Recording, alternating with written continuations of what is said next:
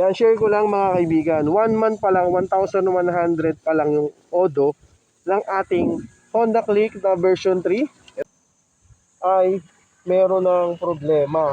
Okay, so share ko lang mga kaibigan. May mga experience na ba sa inyo na 1 month pa lang o 1,000 pa lang nagiging odo ng iyong motor ay may problema na o nagkaroon ng leak tulad yan, no? So medyo malala na yung leak niya. Dinala ko to sa kasa kahapon, pinakita ko sa kanila, and then ang sabi niya sa akin ay wala naman daw warranty to. Totoo naman kasi consumable parts yan, walang warranty. And then sabi nga niya sa akin is medyo rare daw na bibihira lang daw na magkaroon ng case na ganito na nagkakaroon ng problema sa shock na ganito na 1 month pa lang or 1,100 pa lang yung odo.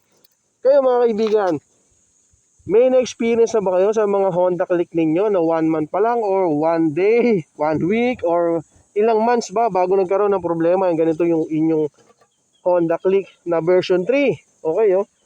Version 3 mga kaibigan ng ating Honda Click na. So, sinare ko lang sa inyo yung naging experience natin ngayon dito sa Honda Click na to. Sa performance naman, wala pa tayong masasabi kasi nga 1 month pa lang.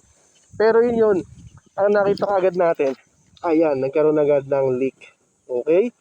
So, baka may nag-experience sa inyo. At share ko lang din na wala po ako nararanasan or wala ako na-experience dito na meron akong tinamaan na lubak or nalubak tayo ng malalim. So, yun lang ha mga kaibigan ha.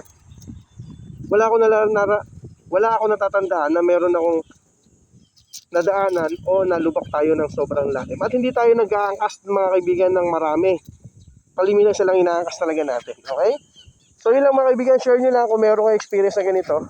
Okay? Bye-bye! Thank you!